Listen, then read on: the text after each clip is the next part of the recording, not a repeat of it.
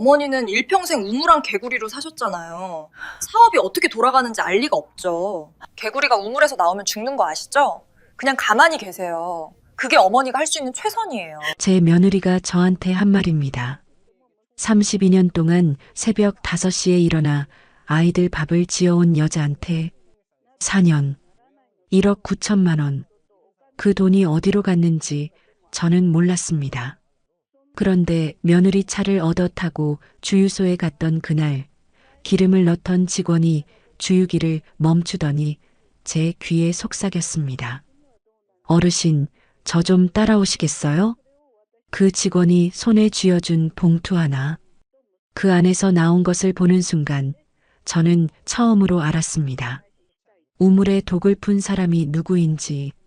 저는 따뜻하게 웃으며 차갑게 준비했습니다. 그리고 15명이 지켜보는 자리에서 봉투를 꺼내 테이블 한가운데 내려놓으며 말했습니다. 유진아, 개구리가 우물에서 나오면 죽는다고 했지. 유진이 굳었습니다. 근데 유진아, 우물에 독 푼 사람은 어떻게 되는지 알아? 그 자리에서 유진의 얼굴에 무슨 일이 벌어졌는지 우물 안개구리 소리를 들으며 4년을 버텨온 67 박수님의 차갑고 완벽한 복수가 어떻게 끝났는지. 오늘은 67 할머니가 4년 동안 1억 9천만 원을 뜯기면서도 꾹 참아오다가 주유소 직원 한 명의 귓속말 한마디로 모든 것이 뒤집히는 완벽한 복수 이야기를 가져왔습니다. 여러분, 내 피 같은 돈을 가져간 사람이 바로 옆에서 웃고 있다면 어떻게 하시겠어요? 영상 끝까지 함께 해주세요. 어머니, 뉴스 보셨어요? 미국이랑 이란이 저러고 있으니까 기름값이 리터당 2,300원을 넘었잖아요. 이번 달 주유비만 생각하면 머리가 지끈지끈해요. 전유진이 운전석에서 혀를 차며 핸들을 꺾었습니다. 차 안에는 유진이 뿌린 달큰한 향수 냄새와 가죽 시트 냄새가 뒤섞여 있었고 저는 조수석 창문 쪽으로 살짝 고개를 돌렸죠. 그래, 많이 올랐네. 짧게 대꾸하고 입을 다물었습니다. 미국과 이란 사이에 전쟁이 터지고 기름값이 연일 오르고 있는 요즘입니다. 올해 67, 박수님이에요. 32년 동안 초등학교 급식실에서 밥을 지어온 여자가 퇴직하고 나서 텃밭이나 가꾸며 조용히 늙어가는 줄 알았는데 어느새 며느리 차 조수석에 이렇게 앉아 있었습니다. 아파트 단지 맞은편 주유소로 차가 미끄러져 들어섰습니다. 직원 2명이 차 번호판을 보자마자 손을 들어 먼저 인사하더라고요. 유진이 이 주유소를 한 달에 4-5번 드나든다는 걸 저는 그날 처음 알았죠. 기름값이 얼마나 올랐냐며 손을 내밀 때마다 정작 그 기름을 어디서 누가 넣고 있었는지를 저는 한 번도 따져본 적이 없었거든요. 주유기 앞에 차가 멈추자마자 유진이 핸드백을 챙겨 들고 내렸습니다. 어머니, 저 화장실 잠깐 다녀올게요. 그래. 종종 걸음으로 편의점 쪽으로 사라지는 유진의 뒷모습을 바라보는 사이 파란 조끼를 입은 직원 한 명이 다가와 주유기를 잡았습니다. 올봄 꽃샘 추위가 채 가시지 않은 바람 사이로 기름 냄새가 열린 창문 틈을 비집고 들어왔어요. 그런데 주유기 소리가 채 시작되기도 전에 직원이 호스를 내려놓았습니다. 주위를 한번 훑어본 뒤 결제 단말기 화면을 손가락으로 짚으며 제 쪽으로 몸을 숙이더라고요. 단말기 위에 찍힌 법인카드명의 박수님 석자였습니다. 어르신, 잠깐 저 좀 따라오시겠어요? 낮고 짧은 그 말에 고개를 드는 순간 가슴 아래쪽에서 무언가가 덜컥 내려앉았습니다. 파란 조끼 안에 오태양이 서 있었죠. 태양아, 너 여기서 일하니? 목소리가 제 귀에도 어색하게 들렸습니다. 아랫동네 허름한 빌라에서 자라던 아이였거든요. 끼니를 거르고 우리 집 대문을 두드리면 밥 한 그릇씩 퍼줬는데 그 아이가 29이 돼서 이 주유소 파란 조끼를 입고 있었어요. 태양이는 주위를 한 번 더 살피고 나서 목소리를 낮췄습니다. 네, 어르신. 여기서 일한 지 좀 됐어요. 어르신 카드 맞죠? 2차, 저희 단골이에요. 번호판 보고 진작부터 알아봤습니다. 드릴 말씀이 있어서 기다렸어요. 어르신. 무슨 말을? 채 묻기도 전에 태양이가 미리 준비해둔 두꺼운 종이봉투를 제 손가방 안으로 밀어 넣었습니다. 그러고는 유진이 돌아오기 전에 아무 일도 없었다는 듯 제자리로 돌아가 주유기를 다시 잡았죠. 저는 가방 끈을 두 손으로 꼭 쥔 채 편의점 쪽 유리문에서 눈을 떼지 못했습니다. 잠시 뒤 편의점 봉지를 든 유진이 걸어왔어요. 운전석에 올라앉으며 봉지를 제 무릎 위에 살며시 내려놓더니 그 위에 손을 포개어 얹었습니다. 어머니, 좋아하시는 매실 사탕이에요. 유진이 고개를 기울이며 눈을 맞췄습니다. 어머니는 진짜 우리 집 복덩이세요. 어머니가 믿어주지 않으셨으면 우리 사업이 어디 있었겠어요. 진심이에요, 저는. 그래, 복덩이. 유진이 그 단어를 꺼낼 때는 반드시 뒤에 청구서가 따라오는 법이었죠. 그나저나 어머니, 이번 달 600이요. 미국이랑 이란이 저러고 있으니까 기름값이 잡힐 기미가 없잖아요.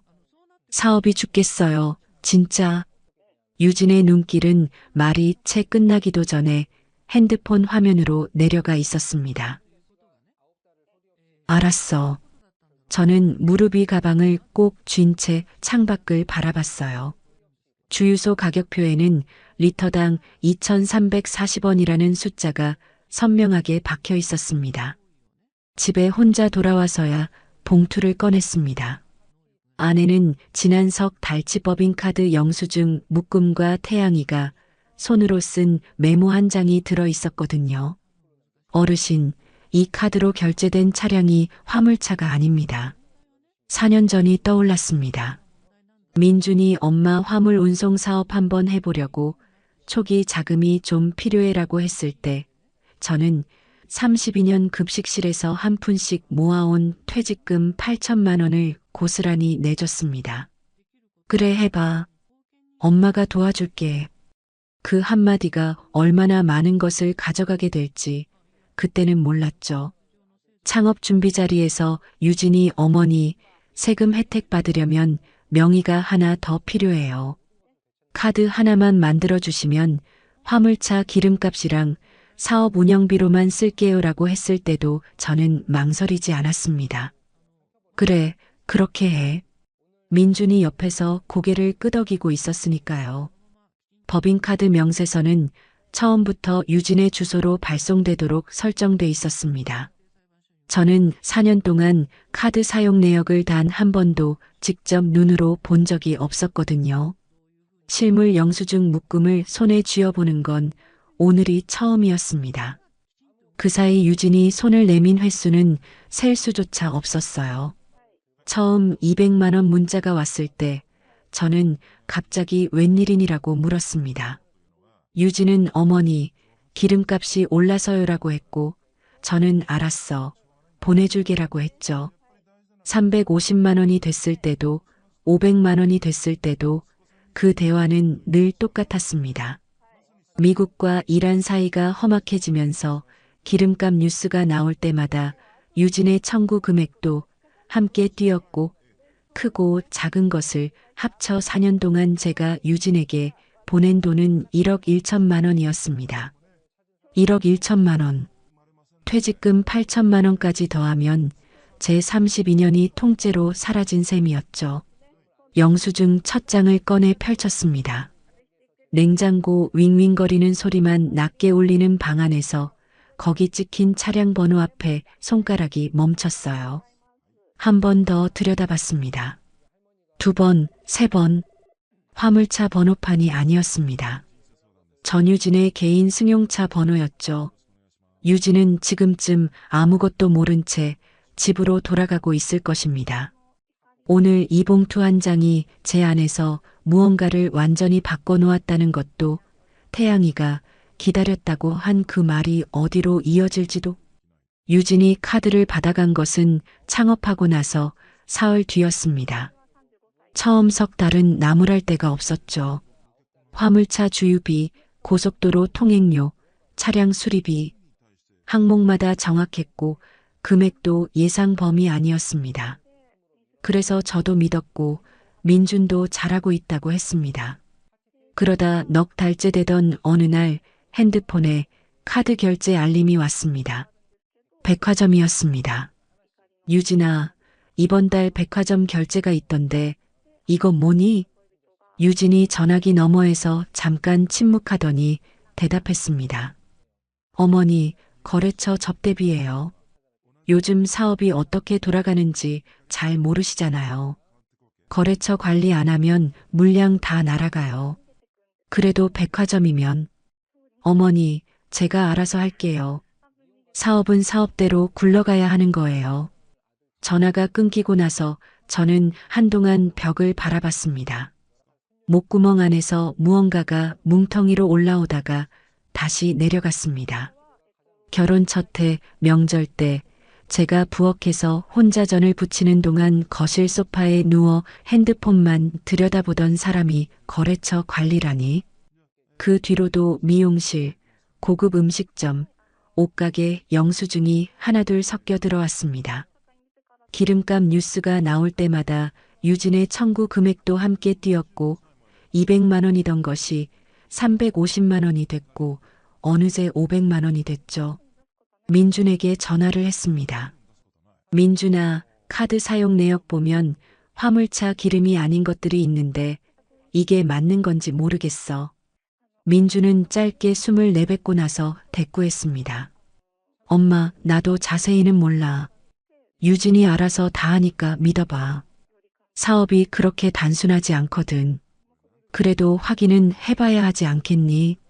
엄마, 나 지금 운전 중이야. 나중에 얘기해. 툭. 전화가 끊겼습니다. 저는 주말을 기다렸습니다.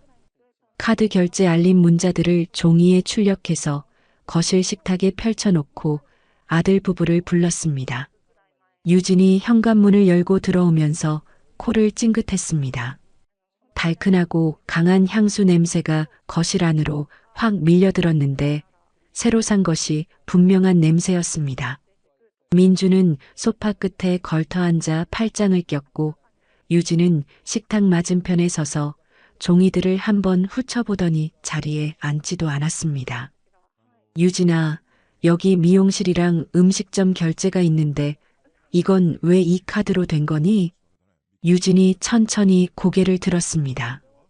어머니, 제가 그 카드 관리 다 하고 있는 거 아시잖아요. 이건 다 사업상 필요한 거예요. 사업상 필요한 게 미용실이야? 유진의 두 눈에 금세 물기가 차오르더니 입술을 떨었습니다. 어머니, 저도 사람이에요. 거래처 만날 때 제대로 차려입어야 하는 거 모르세요? 제가 밤낮 없이 뛰는 거 한 번이라도 봐주셨어요? 어머니가 이러실 줄 알았어요. 진짜. 민준이 소파에서 몸을 일으키며 제 쪽을 봤습니다. 엄마, 유진이 요즘 진짜 힘들거든. 좀 이해해줘. 민준아, 나는 그냥 확인하고 싶었던 거야. 엄마가 그냥 확인하는 게 아니잖아. 유진이 얼마나 고생하는지 알면서 왜 이래. 민주는 일어나 유진의 팔을 잡아 끌었고 두 사람은 그렇게 나가버렸습니다. 태풍이 빠져나간 거실에는 제가 펼쳐놓은 종이들만 남아 있었죠. 유진이 오면서 식탁 위에 툭 던져놓은 과자 봉지 하나가 한쪽에 찌그러진 채 놓여 있었습니다. 오는 길에 편의점에서 집어온 것이 분명한 100원 단위로 가격을 따질 것 같은 싸구려 과자였어요. 저는 그 봉지를 바라보면서 지난달 유진이 한 말을 떠올렸습니다. 어머니, 이번 달은 형편이 좀 어려워서요. 외식은 각자 계산해요. 백화점 카드 결제가 석 건이나 들어오던 바로 그 달이었습니다. 편의점 과자 봉지를 챙겨오면서 카드로는 백화점을 드나들던 사람이 형편이 어렵다라니. 그날 이후 저는 카드 결제 알림 문자를 더는 꺼내보지 않았습니다. 꺼내봐도 달라지는 것이 없다는 걸 알았고 볼수록 버티기가 힘들어진다는 것도 알았으니까요. 그렇게 또 시간이 흘렀습니다. 미국과 이란의 전쟁 소식이 연일 뉴스를 달구던 어느 날 아침 유진에게서 문자가 왔습니다. 어머니, 이번 달 600이요. 전쟁이 길어지니까 기름값이 잡힐 생각을 안 해요. 이번 주 안으로요. 마침표 하나 없는 문자였습니다. 부탁이 아니었습니다. 고지였죠. 저는 통장 잔액을 눌렀습니다. 600만 원을 보내고 나면 남는 돈은 380만 원이었습니다. 이체 버튼을 누르고 핸드폰을 식탁 위에 내려놓았을 때 손끝이 차가웠습니다. 그날 밤 저는 오태양이 건네준 봉투를 다시 꺼냈습니다. 영수증 묶음을 한 장 한 장 넘기면서 4년 동안 제가 보낸 1억 1천만 원이 정확히 어디로 흘러들어갔는지를 처음으로 똑바로 들여다봤습니다. 유진은 그 봉투가 제 손안에 있다는 것을 몰랐습니다. 그리고 이 영수증 한 장 한 장이 머지않아 유진의 발목을 잡아 끌게 된다는 것도 영수증 묶음을 식탁 위에 펼쳐놓고 사흘을 보냈습니다. 한 장씩 다시 들여다볼 때마다 새로운 것이 눈에 들어왔어요. 미용실 결제는 한 달에 2번 꼴이었고 고급 음식점은 주말마다였습니다. 화물차 주유 기록은 전체 영수증의 절반도 되지 않았죠. 나머지 절반은 전유진의 일상이었습니다. 제 카드로 꾸려온 일상이었어요. 나흘째 되던 저녁 태양이가 퇴근 후 제 집 초인종을 눌렀습니다. 현관문을 열자 태양이가 봉투를 하나 더 내밀었습니다. 첫 번째 봉투보다 얇았지만 손에 쥐는 순간 무게감이 달랐어요. 어르신, 제 회계 공부 동기가 있는데요. 걔가 민준씨 사업체 거래처에서 운송 일을 하거든요. 저한테 먼저 연락이 왔어요. 사장이 어머님한테 거짓말하고 있는 것 같다고요. 거실 식탁에 나란히 앉아 봉투를 열었습니다. 서류 한 장이 나왔습니다.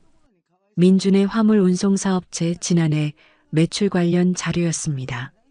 거래처 직원이 직접 확보해서 태양이 동기에게 건넨 것이라고 했죠.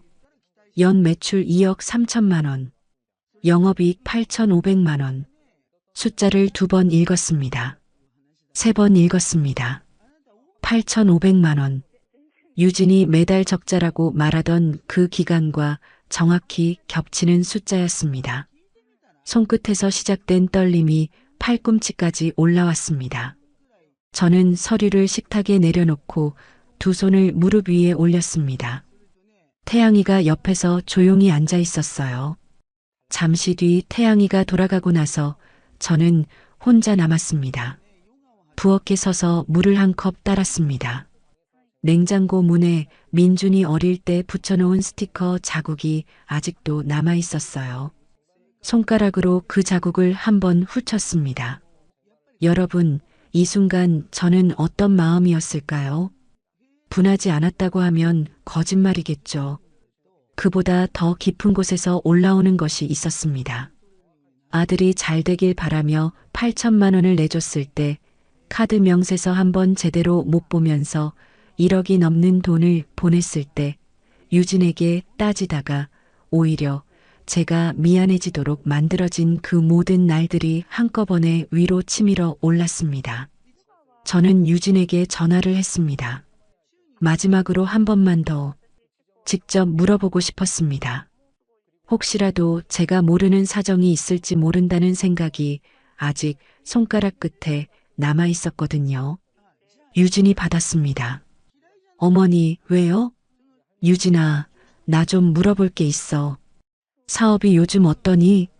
솔직하게 말해줘. 전화기 너머에서 유진이 짧게 웃었습니다. 어머니, 왜 또 그러세요? 힘들다고 했잖아요. 기름값이 이러니까요.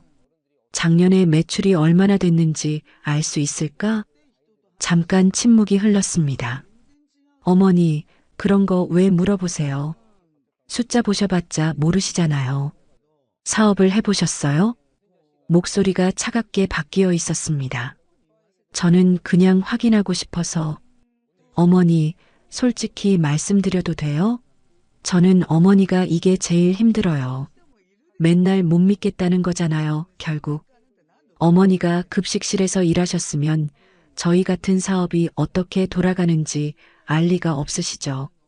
근데 아는 척 하시면서 자꾸 이러시면 저는 어떡해요.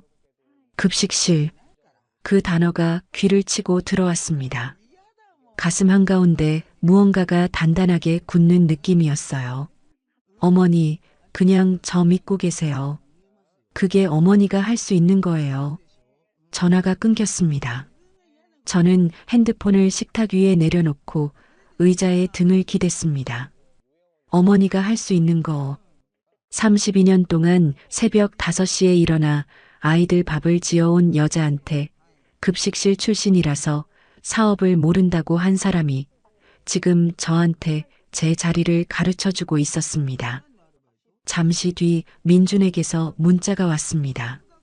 엄마, 유진이 많이 상처받았대. 그냥 믿어주면 안 돼? 나도 중간에서 힘들어. 저는 문자를 읽고 핸드폰을 뒤집어 놓았습니다. 나도 힘들다. 결혼한 뒤 민준의 입에서 그 말이 나올 때마다 그 힘듦의 무게를 짊어지는 건 늘 저였습니다. 그런데 정작 제가 힘들다는 말을 꺼내면 그건 유진을 못 믿는 것이 되고 가족 분위기를 망치는 것이 됐죠. 그날 밤 저는 오래도록 불을 켜놓은 채 앉아 있었습니다. 식탁 위에는 영수증 묶음과 매출 자료가 나란히 놓여 있었어요. 그 옆에는 유진이 사흘 전 가져다 놓고 간 귤 한 봉지가 있었는데 저는 그걸 아직 손도 대지 않았습니다. 급식실에서 일하셨으면 그 말이 귀 안에서 자꾸 돌았습니다. 눈을 감아도 물을 한 모금 마셔도 사라지지 않았어요. 그때 제 안에서 무언가가 방향을 틀었습니다.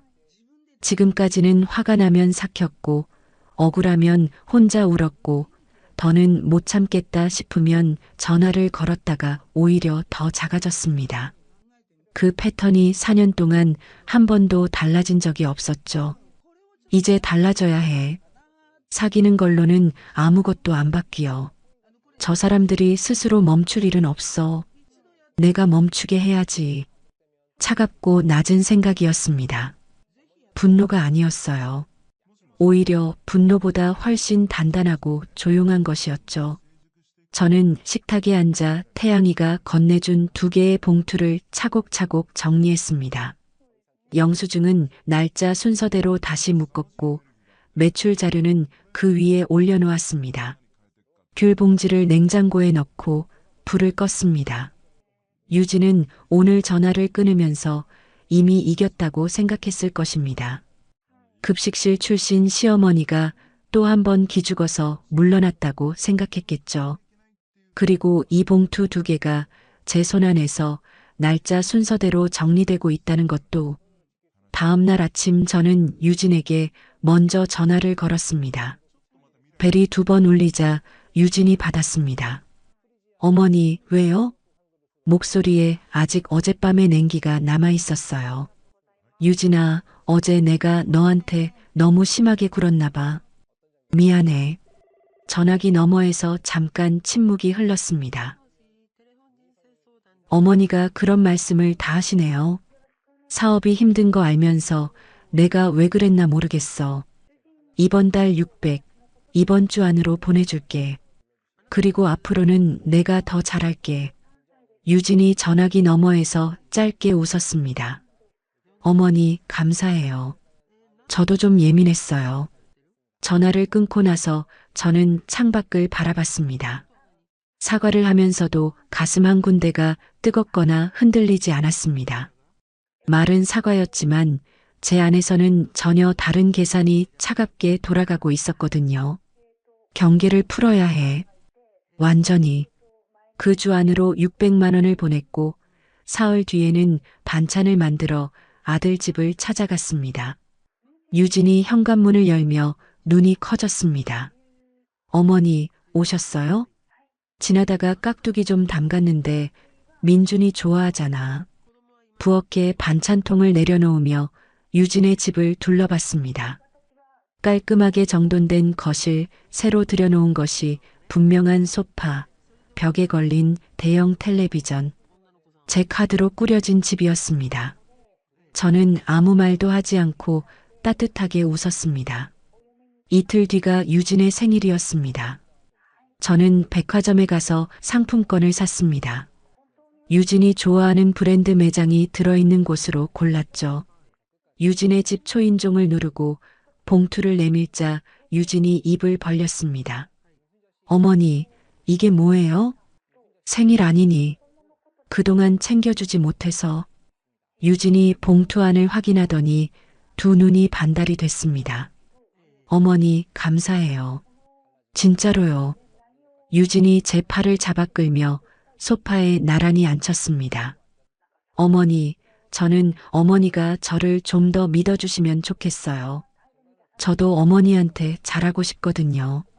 저는 유진의 손 위에 제 손을 살며시 얹었습니다. 그래, 앞으로 잘해보자. 그 뒤로 사흘이 더 지나자 유진은 완전히 달라졌습니다. 먼저 문자를 보내고 반찬이 없다고 하면 다음날 장을 받아줬으며 민준에게 어머니가 이제 좀 달라지셨다고 말하는 것을 제가 직접 들었습니다. 경계가 무너지는데 열흘도 걸리지 않았죠. 그 무렵 저는 태양이의 연락을 받았습니다. 회계 공부를 함께하는 지인 중에 세무사 사무소를 운영하는 분이 있는데 한번 만나봤으면 한다고 했어요. 복지관 근처 조용한 세무사 사무소였습니다. 김진호 세무사는 55살로 안경 너머로 서류를 들여다보는 눈빛이 꼼꼼했습니다. 제가 가져간 영수증 묶음과 거래처, 직원이 건네준 매출 자료를 한 장씩 넘기더니 잠시 뒷자리에 등을 기댔어요. 어르신, 법인카드 부당 사용 금액이 최소 4,700만 원입니다. 4,700만 원. 저는 그 숫자를 가슴 안에 조용히 집어넣었습니다. 어르신 명의가 도용된 거라 국세청에 신고하면 사업체 전체 세무조사로 이어집니다. 민사청구도 별도로 가능하고요. 신고는 언제든 가능한 건가요? 접수는 지금 당장도 됩니다. 다만 타이밍을 어르신이 정하시면 됩니다. 저는 잠시 생각했습니다. 조금만 기다려주세요. 제가 신호 드릴게요. 김진호 세무사가 고개를 끄덕였습니다. 사무소를 나오는데 핸드폰이 울렸습니다. 유진이었어요. 어머니, 다음 달 민준이 40번째 생일이잖아요. 가족끼리 외식 한번 하려고요. 민준 친구 부부들이랑 저희 친정 식구들도 올 것 같은데 어머니 꼭 오세요. 거기서 어머니한테 드리고 싶은 말씀이 있어요. 저는 걸음을 멈췄습니다. 친구 부부 4쌍, 유진의 친정 식구들. 그래, 갈게. 어머니, 진짜 감사해요. 어머니 덕분이라고 꼭 말씀드리고 싶었어요. 유진이 전화를 끊었습니다. 저는 핸드폰을 내려다봤습니다. 유진이 내뱉은 말이 떠올랐습니다. 어머니가 급식실에서 일하셨으면 저희 같은 사업이 어떻게 돌아가는지 알 리가 없으시죠. 귀 안에서 그 목소리가 선명하게 재생됐습니다. 목 안쪽에서 뜨거운 것이 치밀어 올랐다가 다시 가라앉았어요. 저는 태양이에게 문자를 보냈습니다. 날짜와 장소, 그리고 한 줄을 더 적었습니다. 그날이야. 태양이에게서 알겠습니다. 어르신이 왔고 김진호 세무사에게서 준비하겠습니다가 왔습니다. 두 답장이 오는데 채 5분이 걸리지 않았죠. 버스 정류장 앞에 서서 저는 올봄 처음으로 깊게 숨을 들이마셨습니다. 꽃샘 추위가 가시고 난 뒤에 봄바람이 코끝을 가볍게 스쳤어요. 유진은 그 외식 자리를 자신의 무대로 생각하고 있을 것입니다.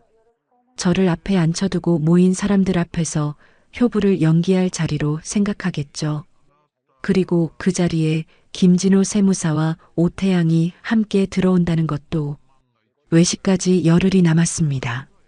저는 그 열흘을 아무 일도 없는 사람처럼 보냈습니다. 복지관에 나가고 텃밭에 물을 주고 장을 보고 돌아왔습니다. 예전과 달라진 것이 있다면 단 하나, 유진에게 먼저 연락하는 횟수가 늘었다는 것이었죠. 유진아, 오늘 시장 갔다가 갈치 좀 샀는데 가져다 줄까? 어머니, 진짜요? 민준이가 갈치 엄청 좋아하는데.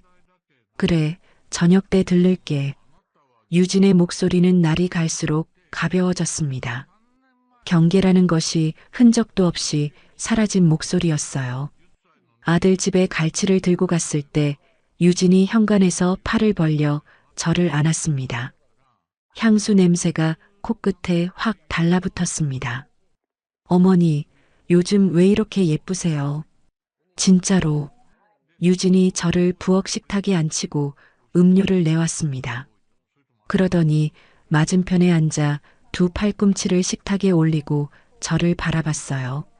어머니, 저는 어머니가 처음부터 이러셨으면 얼마나 좋았을까 싶어요. 우리 사이가 왜 그렇게 힘들었는지 모르겠어요. 돌아보면. 내가 너한테 너무 서운하게 굴었나 봐. 유진이 손을 내밀어 제 손등을 두드렸습니다. 어머니, 저도 잘못한 게 있어요. 앞으로 잘해요, 우리. 어머니가 믿어주시니까 저도 더 잘할 수 있는 거예요. 어머니 덕분이에요, 진짜. 어머니 덕분. 그 말을 들으면서 저는 입꼬리를 올렸습니다. 가슴 안에서는 아무것도 움직이지 않았죠. 사흘 뒤 유진에게서 전화가 왔습니다. 어머니, 외식 자리 말인데요. 민준 친구들 4쌍 오고 저희 친정 엄마 아빠도 오실 것 같아요. 자리가 좀 크게 됐어요. 그래, 몇 명이나 되겠니? 한 15명 정도요. 어머니, 그 자리에서 제가 어머니 이야기를 좀 하고 싶거든요. 어머니가 우리 사업을 얼마나 믿어주셨는지. 괜찮죠? 저는 잠깐 생각하는 척 했습니다. 그래, 하고 싶은 말 다 해. 어머니, 저 너무 기대돼요. 그날 어머니가 제일 빛나실 거예요. 전화를 끊고 나서 저는 태양이에게 문자를 보냈습니다. 그날 15명 정도야. 김세무사님이랑 같이 와줘. 답장이 바로 왔습니다. 알겠습니다, 어르신. 서류 최종 점검해 놓겠습니다. 외식 이틀 전 태양이가 집으로 왔습니다. 식탁 위에 서류 봉투를 올려놓고 하나씩 꺼내 확인했어요. 국세청 신고 접수 확인증, 법인카드 부당 사용 4,700만 원 내역 정리본, 김진호 세무사 도장이 찍힌 계산서, 세무조사 통보 발송은 외식 당일 오전으로 맞춰두었고 태양이 동기에게서 받은 민준 사업체 매출 자료도 깔끔하게 정리돼 있었습니다. 태양이가 봉투를 다시 묶으며 말했습니다. 어르신, 저도 그날 들어갈게요. 서류 들고요. 그래, 고마워. 어르신, 괜찮으세요? 저는 태양이를 봤습니다. 응, 괜찮아. 태양이가 돌아가고 나서 저는 혼자 부엌에 섰습니다. 수도꼭지를 틀어 물을 한 컵 받았습니다. 물을 마시면서 창밖을 봤어요. 올봄 텃밭에 심어놓은 고추 모종이 제법 올라와 있었습니다. 유진의 목소리가 머릿속에서 재생됐습니다. 어머니가 급식실에서 일하셨으면 저희 같은 사업이 어떻게 돌아가는지 알 리가 없으시죠. 그 말 바로 뒤에 오늘 들은 말이 겹쳤습니다. 어머니 덕분이에요, 진짜. 덕분. 예전에는 그 말이 들릴 때마다 가슴 한쪽이 뜨끈했습니다. 아들 내외한테 인정받는 것 같아서요. 지금은 그 말이 들릴 때마다 4,700만 원이라는 숫자가 먼저 떠올랐죠. 예전에는 덕분이라는 말 한마디에 600만 원을 보냈습니다. 이제는 그 말 한마디로 무엇을 돌려받을 수 있는지를 알았어요. 외식 전날 유진에게서 문자가 왔습니다. 어머니, 내일 제가 모시러 갈게요. 어머니, 오늘 푹 주무세요. 저는 짧게 답했습니다. 그래, 내일 보자. 잠자리에 들기 전에 장롱 깊숙한 곳에서 옷을 꺼냈습니다. 흰 저고리와 검은 치마였어요. 32년 급식실을 마지막으로 나오던 날 특별한 날을 위해 넣어두고 한 번도 꺼내지 않은 옷이었습니다. 옷걸이에 걸어두고 한 발 물러서서 바라봤습니다. 그날 저는 이 옷을 입고 마지막 밥을 지었습니다. 내일은 이 옷을 입고 전혀 다른 일을 할 것입니다. 외식 당일 아침 8시 김진호 세무사에게서 문자가 왔습니다. 어르신, 세무조사 통보 발송 완료됐습니다. 저는 문자를 확인하고 옷매무새를 한번 고쳤습니다. 오전 11시에 유진의 차가 아파트 앞에 섰습니다. 조수석 문을 열고 들어서자 유진이 반갑게 웃으며 말했습니다. 어머니, 오늘 너무 예쁘세요. 그 한복 어디서 나셨어요? 특별한 날에 입으려고 아껴뒀지. 유진이 핸들을 잡으며 흐뭇하게 웃었습니다. 맞아요. 오늘 특별한 날이에요. 어머니한테도 저한테도요. 저는 창밖을 바라봤습니다. 유진의 말이 맞았습니다. 오늘은 특별한 날이었습니다. 다만 유진이 상상하는 방향과는 전혀 다른 이유로, 그리고 15명이 지켜보는 자리에서 무슨 일이 벌어질지를 지금 이 차 안에서 유진 혼자만 모르고 있었습니다. 식당 앞에 도착했을 때 주차장에는 이미 낯선 차들이 여러 대 서 있었습니다. 유진이 운전석에서 내리며 핸드폰을 꺼내 문자를 확인하더니 밝게 웃었습니다. 어머니, 다들 먼저 왔대요. 들어가요. 저는 가방을 고쳐 잡고 식당 문을 향해 걸었습니다.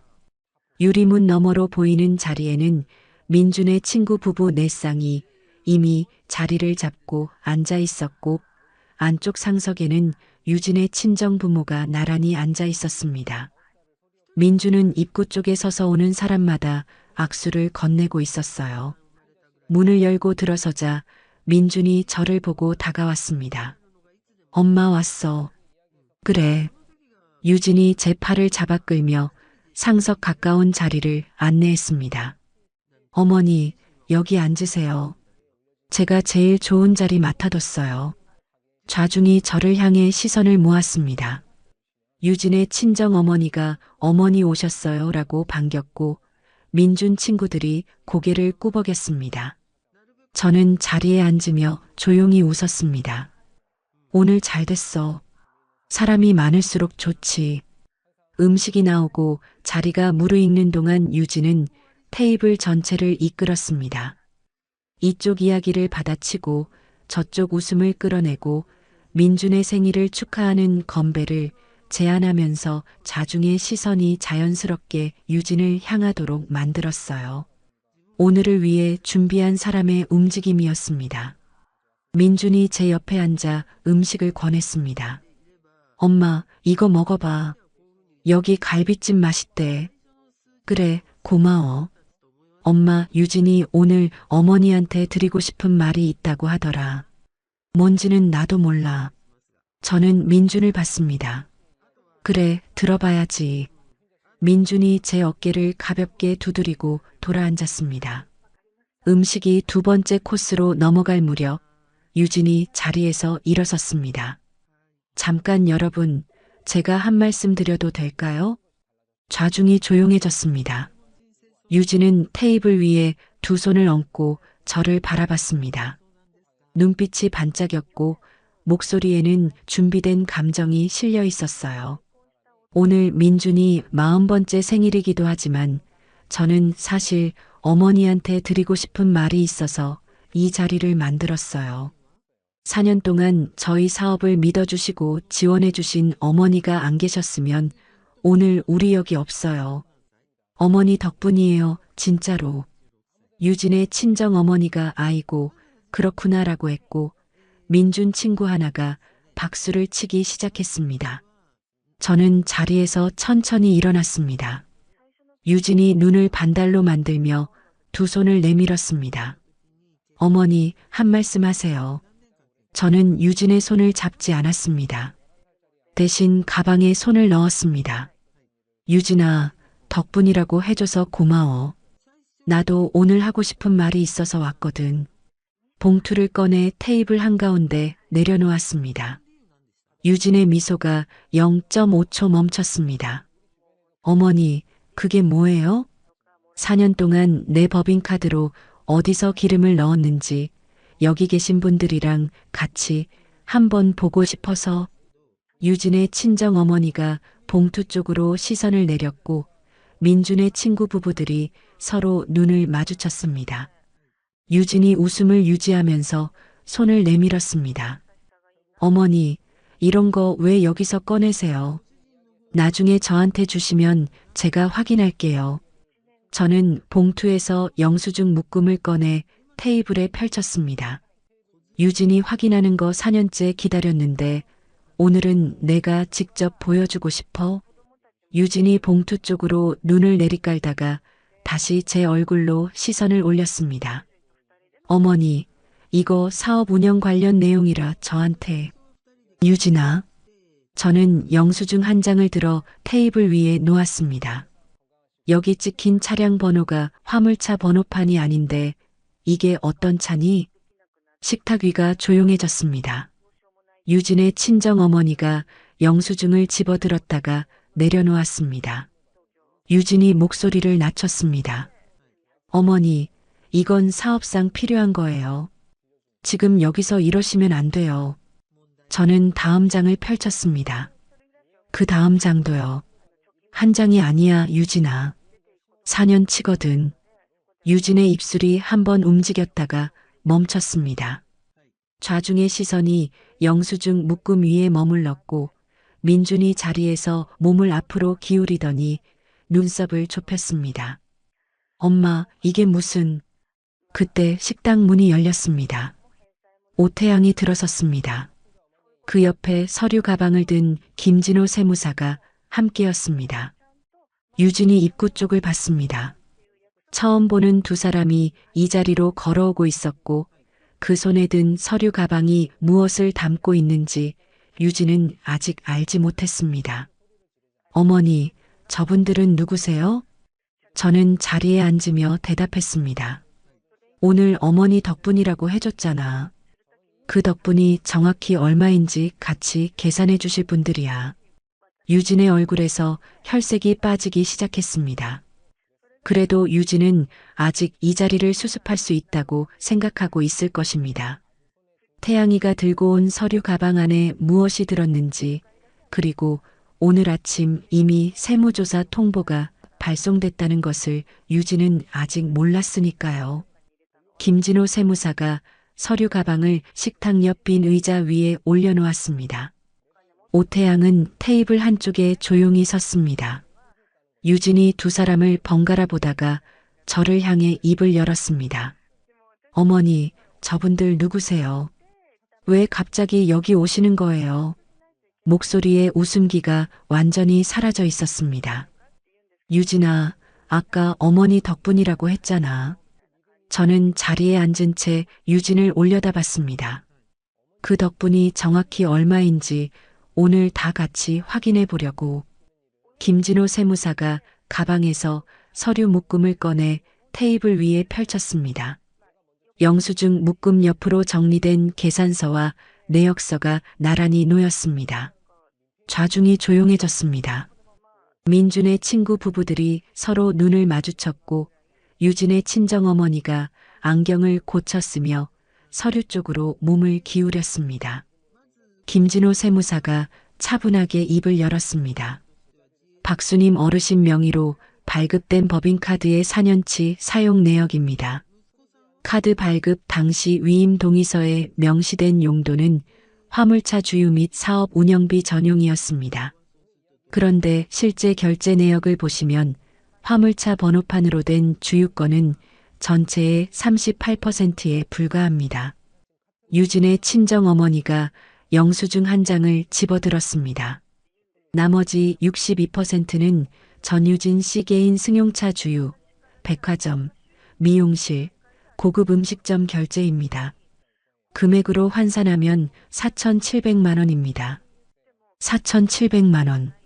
그 숫자가 식탁 위에 떨어지는 순간 민준의 친구 하나가 들고 있던 잔을 테이블에 내려놓는 소리가 났습니다. 유진이 두 손을 테이블에 짚으며 몸을 앞으로 기울였습니다. 이건 사업상 필요한 지출이었어요. 거래처 접대하고 관리하려면 당연히 필요한 거잖아요. 어머니도 다 아시고 동의하셨잖아요. 저는 고개를 들어 유진을 봤습니다. 유진아, 내가 동의한 게 뭔지 한번 읽어볼게. 김진호 세무사가 서류 한 장을 더 꺼내 테이블 위에 올렸습니다. 법인카드 신청 당시 유진이 제 도장을 받아낸 위임 동의서였습니다. 용도란에 뭐라고 써 있어?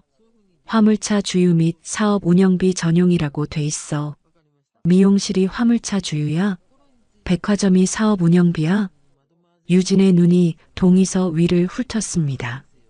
그건 거래처 접대도 사업 운영비에 포함되는 거예요. 그래, 그럼 이건? 저는 영수증 한 장을 집어 유진 앞에 내밀었습니다. 네가 다니는 미용실이야. 한 달에 2번. 4년이면 몇 번이니? 유진의 입술이 움직였다가 멈췄습니다. 여러분, 그때 유진의 표정이 어떠했는지 아세요? 웃음도 아니고 울음도 아닌 무언가가 무너지기 직전의 얼굴이었습니다. 아까까지만 해도 이 자리의 주인공처럼 좌중을 이끌던 사람이 지금은 테이블을 붙잡은 손끝에 힘이 들어가 있었어요. 민준이 자리에서 일어서며 제 쪽을 봤습니다. 엄마, 이게 무슨 짓이야? 가족끼리 이러는 거 아니잖아. 저는 민준을 봤습니다. 민준아, 앉아. 엄마, 앉으라고. 민준이 입을 다물었습니다. 오태양이 그때 서류 다발을 들고 테이블로 다가섰습니다. 유진이 태양이를 봤습니다. 저분은 또 누구세요? 나 기억 안 나요?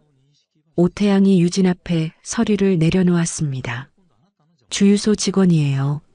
어르신 카드로 어르신 며느리 차 주유할 때마다 제가 결제했거든요. 유진의 친정어머니가 입을 가렸습니다. 오태양이 서류 다발을 펼쳤습니다. 이건 민준 씨 사업체 거래처에서 일하는 제 지인이 확보한 자료입니다. 민준 씨 사업체 지난해 매출 관련 내용인데요. 테이블 위에 숫자가 놓였습니다. 연 매출 2억 3천만 원, 영업이익 8,500만 원. 유진의 눈이 그 숫자 위에서 멈췄습니다. 유진 씨가 어머니한테 매달 적자라고 하던 그 기간이랑 정확히 겹칩니다. 민준 친구의 아내 하나가 숫자를 들여다보다가 남편 팔을 툭 쳤습니다. 유진의 친정아버지가 안경을 벗었다가 다시 썼습니다. 유진이 목소리를 높였습니다. 이건 조작된 거예요. 어디서 나온 자료인지도 모르는데 이걸 믿으세요? 저는 유진을 봤습니다. 유진아, 아까 어머니 덕분이라고 했지. 유진이 저를 봤습니다. 4년 동안 매달 적자라고 해서 내가 보낸 돈이 1억 1천이야. 퇴직금 8천 더하면 1억 9천이고 저는 천천히 말했습니다. 근데 그 기간에 영업이익이 8,500만 원이 났어. 흑자가 난 거야, 유진아. 적자가 아니라. 유진의 입술이 떨렸습니다. 그 흑자난 사업체 뒤에서 시어머니한테 손 벌린 거, 그게 어머니 덕분이야? 테이블이 조용했습니다. 유진의 친정어머니가 딸을 봤습니다. 민준의 친구 부부들이 시선을 내리깔았습니다. 오태양이 마지막 서류를 꺼냈습니다. 그리고 이건 민준 씨 회사 이메일 내역입니다. 민준이 굳었습니다. 유진 씨가 카드 사용 내역을 민준 씨한테 매달 이메일로 공유해 왔고요. 민준 씨가 직접 확인했어. 그렇게 해라고 답장을 보낸 4년치 기록입니다. 민준의 친구 하나가 자리에서 등을 뒤로 젖혔습니다. 민준이 오태양을 봤다가 저를 봤다가 테이블 위 서류를 봤습니다. 엄마, 이건 민준아. 저는 아들을 봤습니다. 몰랐던 게 아니었구나. 민준의 입이 열렸다가 닫혔습니다. 유진이 갑자기 무릎을 꺾으며 저한테 달려왔습니다. 어머니, 제가 잘못했어요. 제가 다 갚을게요. 제발 이거 거두어 주세요. 여기서 이러시면 안 돼요, 어머니. 유진의 친정 어머니가 일어서서 딸의 팔을 잡았습니다. 저는 유진을 내려다봤습니다. 목소리를 낮췄습니다. 유진아, 아까 어머니가 할 수 있는 게 믿어주는 거라고 했지. 유진이 고개를 들었습니다. 맞아. 근데 이제 내가 할 수 있는 다른 게 생겼어. 유진의 두 눈에서 눈물이 흘러내렸습니다. 어머니, 제발이요. 애가 있잖아요. 사업도 있고요. 이러시면 안 돼요. 국세청 세무조사 통보는 오늘 아침에 이미 나갔어. 유진이 그 자리에 주저앉았습니다. 두 손으로 얼굴을 감쌌고 어깨가 흔들렸습니다. 민준이 저한테 다가왔습니다. 얼굴이 하얗게 질려 있었어요. 엄마, 나한테는 왜 한마디도 안 했어? 나는 엄마 아들이잖아. 저는 민준을 봤습니다. 민준아, 네가 확인했어. 그렇게 해라고 답장 보낸 사람이 누구야? 민준이 입술을 깨물었습니다. 그건 나는 그냥 유진이 알아서 하는 줄 알고 알아서 하는 거 맡긴 게 4년이야. 그 4년 동안 엄마가 보낸 돈이 1억 9천이고 민준의 눈가가 붉어졌습니다. 엄마 미안해. 저는 아들을 오래 바라봤습니다. 그 얼굴 어딘가에 냉장고 문에 스티커를 붙이고 다니던 어린 민준이 아직 남아 있었습니다. 저는 그것을 보고 싶지 않아서 시선을 거뒀습니다. 유진이 바닥에서 일어서며 목소리를 바꿨습니다. 어머니, 이거 다 어머니도 잘못이에요. 카드 명의를 왜 내줬어요? 어머니가 허락한 거잖아요.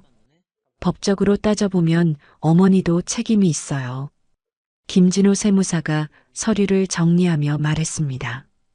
위임 동의서에 명시된 용도 외 사용은 명예도용에 해당합니다. 법적 책임 소재는 이미 정리돼 있습니다.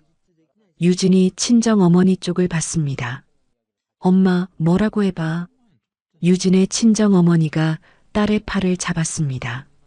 유진아, 그만해. 낮고 짧은 말이었습니다.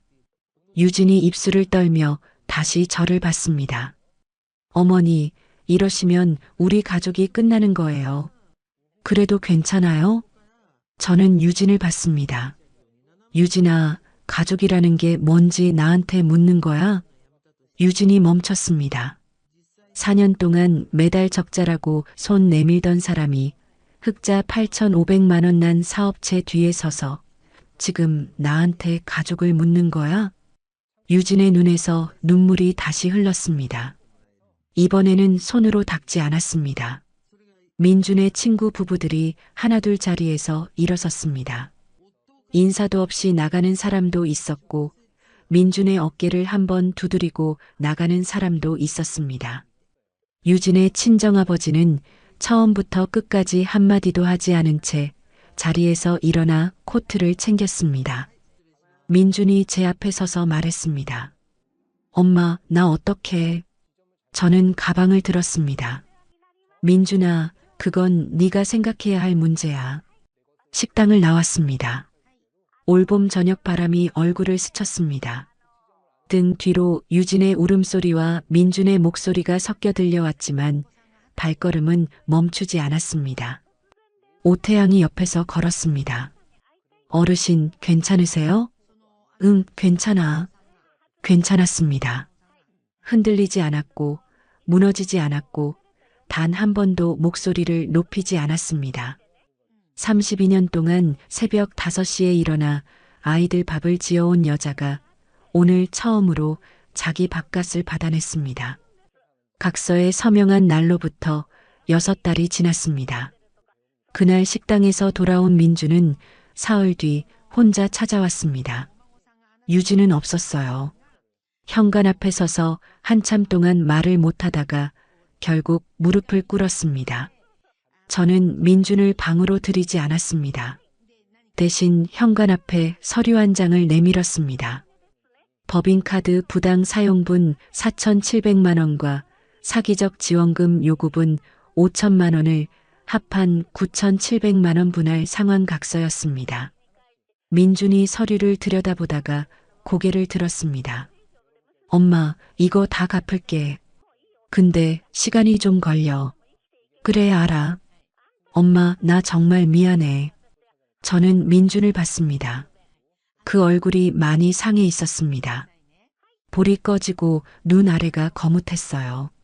누가 봐도 잠을 못 잔 사람의 얼굴이었습니다. 민준아, 서명하고 가. 민준이 볼펜을 받아들고 각서에 서명했습니다. 현관문이 닫히고 나서 저는 부엌으로 걸어갔습니다. 냉장고에서 물을 꺼내 한 컵 마셨습니다. 냉장고 문에 아직 남아있는 스티커 자국 위로 손가락을 한번 얹었다가 걷었습니다. 그것으로 충분했습니다. 그 뒤로 민주는 매달 200만 원씩 입금했습니다. 전화는 한 번도 없었고 저도 먼저 걸지 않았습니다. 매달 25일이 되면 통장에 알림이 왔고 저는 그것을 확인하고 핸드폰을 내려놓았습니다. 세무조사 결과가 나오고 2달 뒤 민주는 화물차 2대를 처분했습니다. 거래처 3곳이 계약을 해지하면서 사업체 규모가 절반으로 줄었다는 것은 태양이를 통해 들었어요. 유진은 민준과 별거를 시작했고 그 뒤의 일은 저한테 오는 소식이 없었습니다. 저는 유진의 소식을 찾아가지 않았습니다. 올봄 텃밭에 심어놓은 고추 모종이 여름을 지나 가을이 되면서 빨갛게 익기 시작했습니다. 저는 매일 아침 텃밭에 나가 고추를 들여다봤습니다. 초록빛이던 것이 조금씩 붉어지는 것을 보는 일이 그해 가을 제가 제일 좋아하는 일이었어요. 태양이가 2달에 한 번 텃밭에 들렀습니다.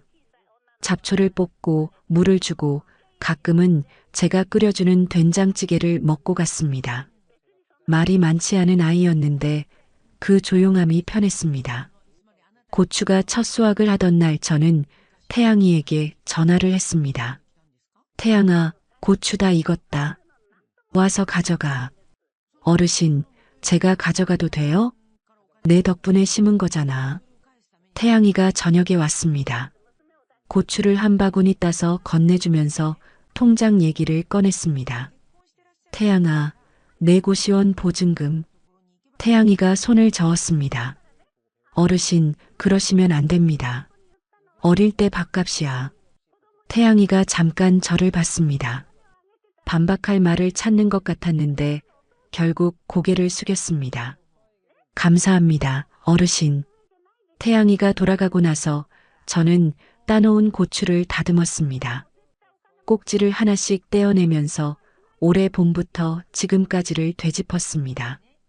주유소 앞에서 태양이가 봉투를 건네던 날, 오태양의 메모 한 줄을 3번 읽던 날, 유진이 전화기 너머에서 급식실 얘기를 꺼내던 밤, 식당에서 서류를 펼쳐놓던 그 저녁, 한 장면씩 지나갔습니다.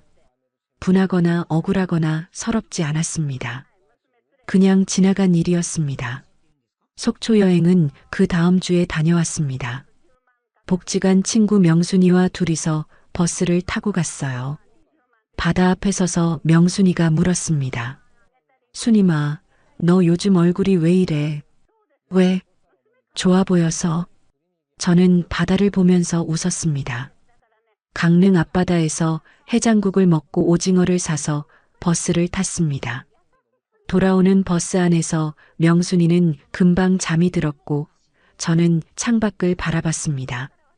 고속도로 양옆으로 가을 들판이 펼쳐져 있었습니다. 노랗게 익은 것들이 바람에 흔들렸어요. 4년 동안 그 돈을 지키지 못했습니다. 1억 9천이 사라지는 동안 저는 참고 또 참고 카드 명세서를 덮어뒀습니다. 그게 아들을 위하는 일이라고 생각했고 가족이 평화로운 게 제 평화라고 생각했습니다. 틀린 생각이었습니다. 제 평화는 남이 만들어주는 게 아니었습니다. 제가 만드는 것이었어요. 속초에서 돌아온 날 저는 오랫동안 열지 않았던 사진첩을 꺼냈습니다. 급식실 동료들과 찍은 단체 사진, 명절에 찍은 가족 사진, 민준이 초등학교 입학하던 날 사진, 한 장씩 넘겼습니다. 민준의 어린 사진 앞에서 잠깐 멈췄습니다. 앞니가 빠진 채로 환하게 웃고 있는 사진이었어요. 그 웃음이 낯설지 않았고 밉지도 않았습니다. 손을 얹었다가 천천히 걷었습니다. 사진첩을 덮었습니다. 그것으로 충분했습니다. 복지관 게시판에 공고를 올린 것은 그로부터 한 달 뒤였습니다. 급식 자원봉사자를 모집합니다. 경력자 우대. 게시판 앞에 서서 공고지를 붙이면서 손이 잠깐 떨렸습니다. 설레서였습니다. 32년 동안 밥을 지어온 여자가 이제는 누군가가 시켜서가 아니라 제 이름으로 밥을 짓는 일을 시작하는 날이었습니다. 그의 첫 번째 봉사날, 저는 새벽 5시에 눈이 떠졌습니다. 급식실에서 일하던 시절과 같은 시간이었어요. 몸이 기억하고 있었습니다. 국을 끓이고 나물을 무치면서 저는 생각했습니다. 이 냄새가 좋았구나. 밥 짓는 냄새, 국 끓는 냄새, 아침 일찍 데워지는 부엌 공기의 냄새. 32년 동안 맡아온 냄새인데 그날 처음으로 그 냄새가 좋다는 것을 알았습니다. 점심 배식이 끝나고 어르신 한 분이 빈 그릇을 반납하면서 말씀하셨습니다. 밥이 참 맛있네요. 손맛이 좋으신가 봐요. 저는 웃었습니다. 오래 웃었습니다. 32년치 퇴직금이 사라진 자리에 무엇이 남았는지 저는 이제 알고 있었습니다. 빼앗길 수 없는 것들이 있었습니다. 새벽 5시에 몸이 기억하는 것, 국 끓이는 손맛, 어르신 한 분의 말 한마디에 오래 웃을 수 있는 것. 그것들은 유진이 가져가지 못한 것들이었습니다. 텃밭 고추가 다 익은 계절에 박수님은 처음으로 자기 계절을 살고 있었습니다. 오늘 이 이야기 어떠셨나요? 손 내밀면 좁고 또 내밀면 또 좁고 그러다 32년이 통째로 사라져버린 박수님 어르신의 이야기를 들으면서 혹시 마음 한구석이 뜨끔하셨던 분 계셨나요? 저는 오늘 이 사연을 읽으면서 한 가지를 계속 생각했습니다. 박수님 어르신은 나쁜 분이 아니었습니다. 오히려 너무 좋은 분이셨죠. 아들이 하고 싶다는 일이라면 퇴직금을 통째로 내주셨고 며느리가 손을 내밀면 토달지 않고 이틀 안에 보내주셨습니다. 카드 명세서 한번 제대로 들여다보지 않으신 것도 믿었기 때문이었고 따지다가 오히려 제가 미안해지는 상황이 반복돼도 참으신 것도 가족이기 때문이었습니다. 그런데 여러분, 바로 그 마음이 문제였습니다. 베푸는 것은 아름다운 일입니다. 그런데 베푸는 사람이 자신을 잃어버리면서까지 베푸는 것은 아름다운 일이 아닙니다. 내가 없어지면서까지 주는 것은 사랑이 아니라 희생입니다. 그리고 희생을 당연하게 받아먹는 사람은 절대 스스로 멈추지 않습니다. 박수님 어르신이 4년 동안 배운 것이 바로 그것이었습니다. 참는다고 달라지지 않는 것, 기다린다고 돌아오지 않는다는 것, 내 손에서 나간 것은 내가 직접 돌려받아야 한다는 것. 어르신이 오태영 씨가 건네준 봉투를 열던 그 순간 처음으로 차갑게 결심하셨을 때 저는 이런 생각이 들었습니다. 진짜 용기는 소리를 지르는 것이 아니라 조용히 준비하는 것이라고. 박수님 어르신은 끝까지 목소리를 높이지 않으셨습니다. 울지도 않으셨습니다. 그저 낮고 차분한 목소리로 4년치 진실을 15명이 지켜보는 자리에서 꺼내놓으셨습니다. 그것이 어르신의 방식이었고 그것이 어르신의 힘이었습니다. 내 손에서 나간 것은 언젠가는 반드시 내 손으로 돌아와야 합니다. 그게 세상의 이치예요. 호의를 권리로 아는 사람에게 계속 호의를 베푸는 것은 그 사람을 돕는 일이 아니에요. 오히려 그 사람이 더 나쁜 사람이 되도록 내버려 두는 일입니다. 박수님 어르신이 봉투를 꺼내신 그날 어르신은 자신을 구한 것이기도 하지만 어쩌면 민준 씨와 유진 씨가 더 깊은 구렁텅이로 빠지는 것을 막은 것이기도 합니다. 오늘 가장 시원하셨던 장면은 어떤 장면이었나요? 개구리가 우물에서 나오면 죽는다고 했지. 근데 유진아, 우물에 독푼 사람은 어떻게 되는지 알아? 이 한마디가 가장 시원하셨던 분 댓글로 남겨주시면 제가 하나하나 읽어보겠습니다. 여러분의 댓글이 저한테는 정말 큰 힘이 됩니다. 구독과 좋아요, 알림 설정을 눌러주시면 여러분께도 박수님 어르신처럼 진정한 행복이 찾아올 거예요. 댓글로 시청하고 계신 지역과 의견을 남겨주세요. 순잔의 사연 다음에도 재미있는 사연으로 또 찾아뵙겠습니다. 항상 건강하시고 행복하세요. 감사합니다.